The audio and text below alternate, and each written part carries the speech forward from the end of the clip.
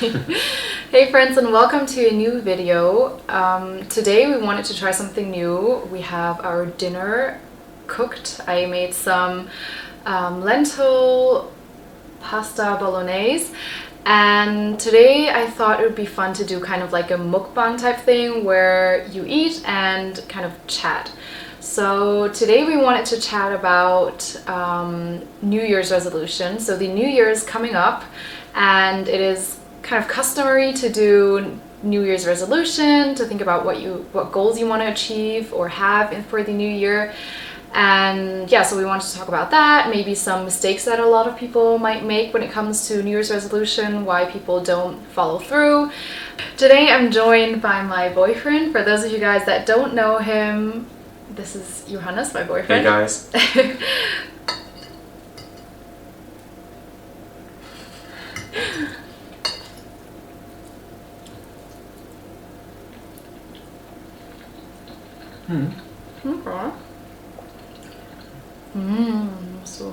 Gosh. So I've prepared some questions beforehand that we can answer, and as an introduction, I guess we can first talk about New Year's resolutions in general. So what do you think about New Year's resolutions, and are you going to make some this year? I'm definitely going to make New Year's resolutions. I make them every year. I think they are very helpful. The only problem I think that there is with New Year's resolutions is that many people use it as an excuse not to make changes before. So I think often people notice maybe I should lose some weight, or maybe I should read more or something, and then they think, yeah, I'm going to make this part of my New Year's resolution, but it's only October, so they spend 3 months not doing what they know they should do and making an excuse out of it, and I think that can be a problem. That's true. There's so many people who say, oh, I'm going to do this tomorrow, or I'm going to do this next week, and then kind of the extreme version is, oh, I'm going to do that next year, or that's going to be my New Year's resolution.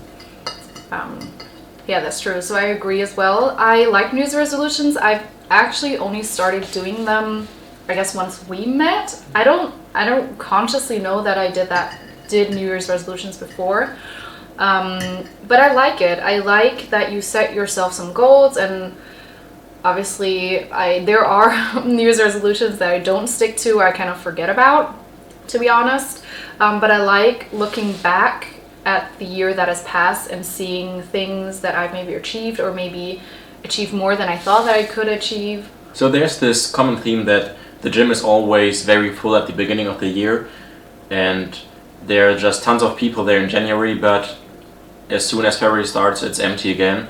So what do you think is the problem there? Why do people start taking on new habits and then just stop doing it? I think that a lot of the times it's kind of like their New Year's resolution, or I'm going to go to the gym 3 times a week or something like that, and before that they never went to the gym. So I think a lot of times people set their goals too high. Like they go from never going to the gym to I want to go 3 times a day, 3 times a day, 3 times a week, and they set this huge hurdle for themselves. I think it would be smarter to do it differently, to set smaller goals that you know you're definitely going to hit, and then when you hit that goal, you kind of get this, I don't know, rush of adrenaline, or like you feel happy that you achieved that, and then you're more motivated to keep at it. So yeah, I think that is the biggest mistake, maybe, that they set goals that are too high, and then they think, oh well, I'm never gonna do that anyway, so then they just slack off. No, I completely agree with you. I think a very common problem is that people set their goals too high, and that they take on more than they should. And also not only that their goals are too big, but also that they choose too many goals at the same time. So they are saying, okay, I'm going to go to the gym 3 times a week, I'm going to go running every morning, I'm going to stop smoking, I'm going to stop drinking, I start reading every day, and then it just takes too much willpower to power through and do everything. It's just impossible. And I think the most important thing is that you build a stable foundation at the beginning. So if you want to go to the gym, for example, that you maybe start going once a week, or that you only do very short sessions in the gym. Maybe you say, okay, I'm going to go to the gym today, and I'm just going to run for 10 minutes. And then over time you build this habit of going to the gym. Now you are the person that goes to the gym, and once that is an established habit that it's normal for you to take a gym bag, go to the gym, then you can build on it and you can go more often, you can make your workouts more intense. But if you've never gone to the gym before and suddenly you do this 2-hour workouts 3 times a week, you're just going to be overwhelmed. Your body is going to be sore. You are going to hate it, and this is just a recipe for disaster, and it's not sustainable. I also like it when you break down the goal into daily things, like daily, I don't know, activities. Like not saying that you're going to read a book a month, but instead saying that you're going to read 10 pages a day. You know, like so you kind of are setting yourself up for this habit that you do daily, and 10 pages are not that much, and once you start reading you're probably going to read 20-30 pages.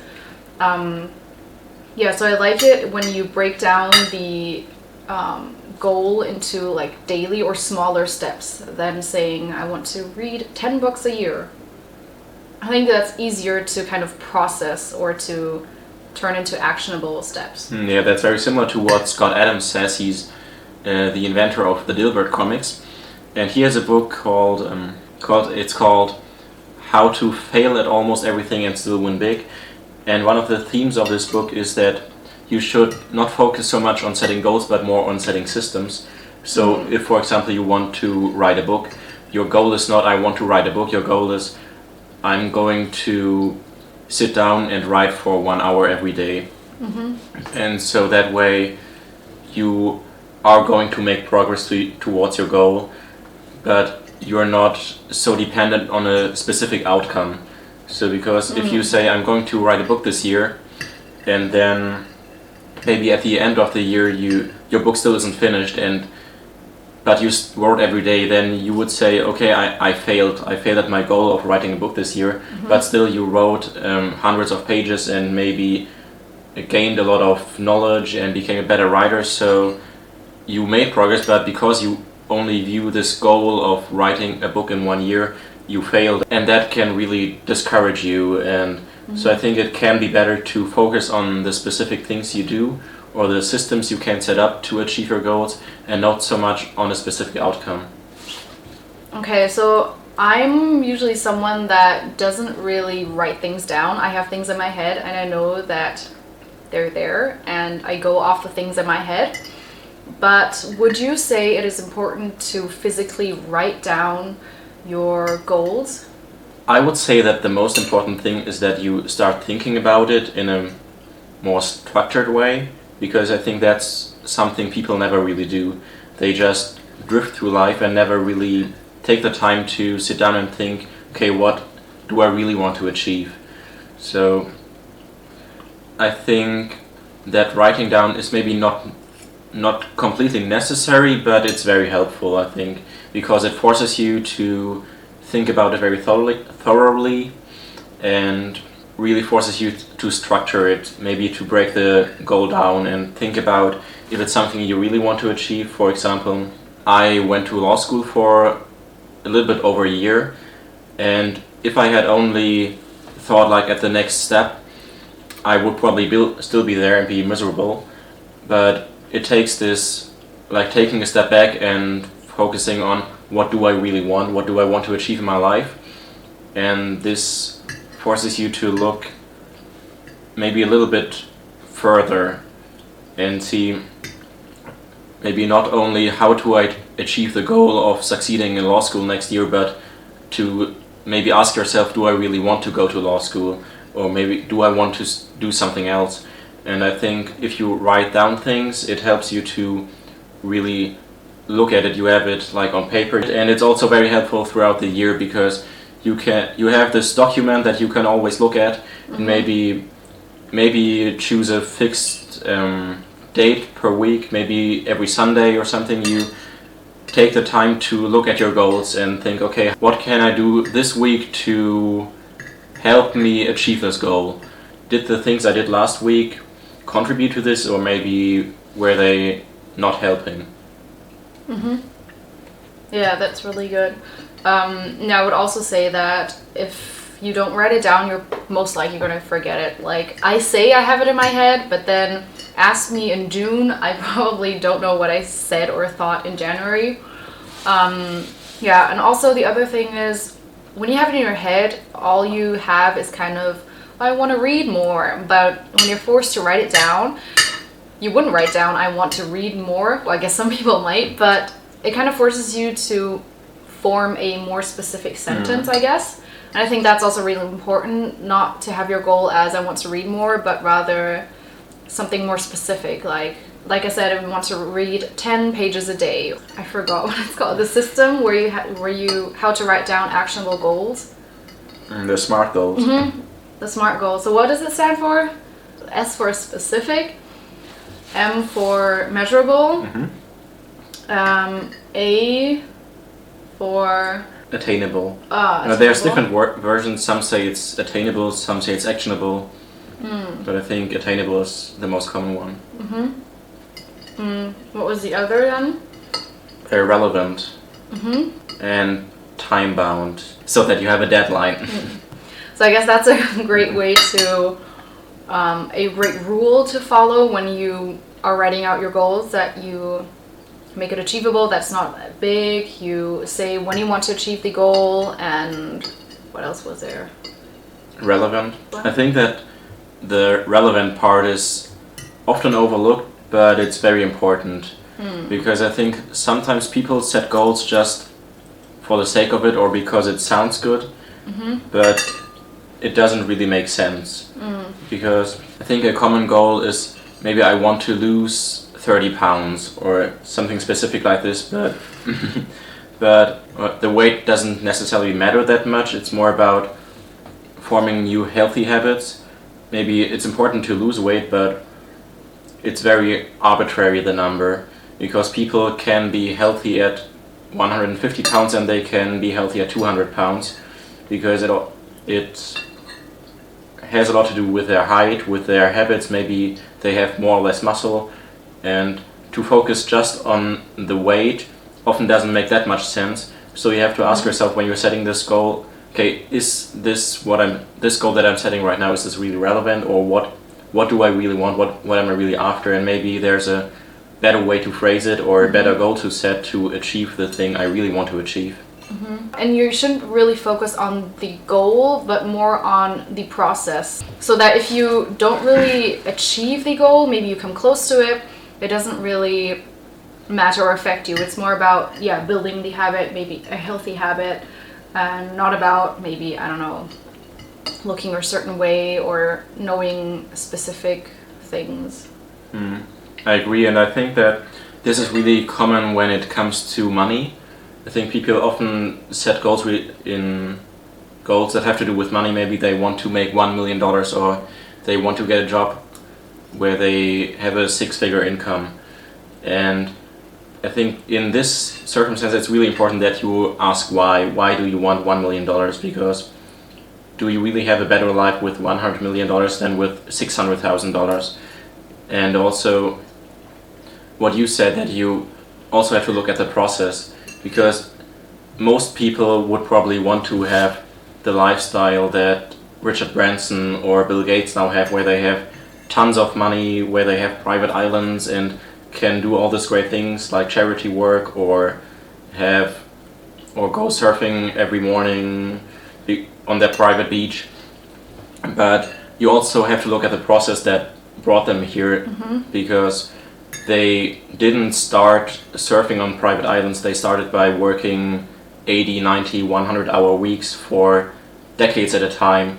And if you want to be a billionaire, you have to know that you can't just have the outcome, you can't just have the money. You will have to put in the time, and you will have to spend a significant part of your life just working. And if that's something you don't want to do, then you should overthink your plan of becoming a billionaire, maybe.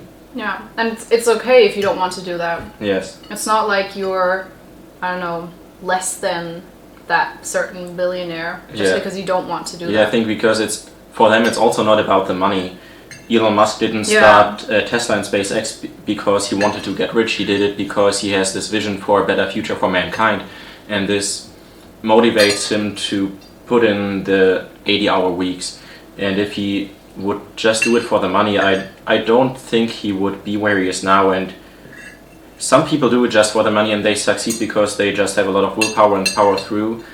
But most of them, I think, are really miserable and don't enjoy their lives. So if you want a lot of money, you have to think, why do you want it? Is it because you have a greater vision that's behind it, or do you just want to have cool cars and big mansions? And that's probably not a good reason to choose a lifestyle. Yeah. When you're working towards a goal or when you set new habits, one thing that's very important is consistency, so that you consistently put in the work. I think that's something many people struggle with. What do you think people can do so they are more consistent? I think with being consistent, the goal is to kind of start a habit, because we want it to go to that part of our brain where things just happen automatically. I mean, wouldn't it be great if it was a habit that you worked at every morning? So in order for it to become a habit, you need to kind of do it every day. In the first, I think 20 or 30 days are the most important. That's where you kind of form the habit. So I think those first 20, 30 days are the most important part. And I would also say, as I said in the beginning, start small. So don't set yourself goals that are too big. As I said, start small, make sure you do it very regularly, like every day. And yeah, try to stick to it as much as possible. Obviously, if you're sick, then maybe don't work out that day. I know that Matt Diavella has the 2-day rule, that you don't miss out on the thing for 2 days in a row. So if he misses one workout, that's fine, but then he makes sure to do it the next day so that he doesn't miss it 2 days. Otherwise, it will just spiral into not going to the gym. Some people say that you need to invest like something proper into the goal. Give yourself a punishment if you don't succeed or don't do it. Yeah, that's something Tim Ferriss often recommends. He has this technique where he teams up with a friend and they are like their accountability partners. So they hold each other accountable to achieve this goal. And there are different ways you can do this. Like, I think he recommends one way where you give your accountability partner some money. Maybe you give him 500 euros, and then you say, okay, you have to check in with me if I did the thing that I wanted to do, and if I didn't do it, you donate 100 euros of my money to a charity that I don't like. and so you are motivated to actually do it, because you know, not only are you going to lose 100 euros, you're also going to lose it to a cause that you don't support. So that I think can be very motivating. You don't have to be extreme as that. You can also just announce it publicly that you want to do it. Maybe either on social media or maybe in your workplace. You tell a bunch of people, okay, I'm going to start working out 3 times a week, and hold me accountable and ask me how I'm doing. And that way you will feel the peer pressure of having to do it. Yeah, that's true. That's a good way. That, I think, is a really good tip if you want to start working out or something. Maybe join a class where you have people who know you and who expect you to come. And that way you will feel more motivated to go, even if sometimes maybe you don't feel like it. You will feel more motivated to still go, because you just don't want to let down all the people there. Yeah, that is so true for me. Like, I used to go to a bunch of workout classes at university, but this semester I kind of didn't go. So then I said, oh, I'm going to work out at home this semester. But to be honest, I definitely did not do that as regularly as going to those classes. Even though I didn't really have anyone at the class that expected me to show up. If I didn't go, to be honest, no one would have cared. But for some reason, I don't know, I felt like I had to show up. There was this class and I signed up, so I had to show up. Yeah, so that's really beneficial for me. So I'm definitely going to sign up for workout classes next semester. Okay, so we talked about how you should set your goals, different tips that we've picked up from others. But I think there are also a bunch of people who don't really know what kind of goals to set or what to set as a goal. What would you maybe say to them or advise them, or? Yeah, I think this is a very common problem, that people don't really know what they want from life, or they don't really know what kind of goals they should set. And what I think is helpful then is to really analyze your life. There's this technique, it's called the Wheel of Life, where you look at all your life areas one after another, and you can just Google for Wheel of Life or life areas, and you will find a lot of ideas. But you also have to look at your specific circumstances, because everybody's life is different. Not everybody has the same areas in your life, because some are universal, like everybody kind of has to care about his health, about his family, about his friends, about his work. But then there's more specific things, like maybe you are active in some kind of charity and do work there, or maybe you are an artist and also have this part of your life where you have to think about, okay, what do I want to achieve creatively? And so you have to look at your life and see what areas there are, and then go through all of them and rate yourself in each of them on a scale from 1 to 10. How well am I doing right now in this area of my life? And then if you do this, you will have a really nice overview where you are in your life. Maybe you do really good at work, but your health is not where it should be, or maybe you're neglecting your family but spend a lot of time with your friends. And this way you can get a better idea maybe where you should focus your efforts. Maybe if you are neglecting your health right now, then you should think about maybe doing some research what you can do better and work on this part of your life. And there's this idea by Gary Keller that there are those different life areas, and that you are always in a state of juggling those life areas. Like every life area is like a ball that you are juggling, and one of those balls is work or your career. And he says this ball is made of rubber. Like if you drop it, it will bounce back up, but all the other balls, they are made of glass. So if you drop your health, it might not be reversible. Or if you alienate your family, maybe you can't do anything to bring them back in your life. So I think that's very important, that you always look at all areas of your life and maybe not focus only on your career for the next 10 years and neglect other parts of your life that are important too. Yeah, I like that analogy. That's really cool with the juggling balls. What you just mentioned is kind of like referring to your everyday life and your routine, I guess, right?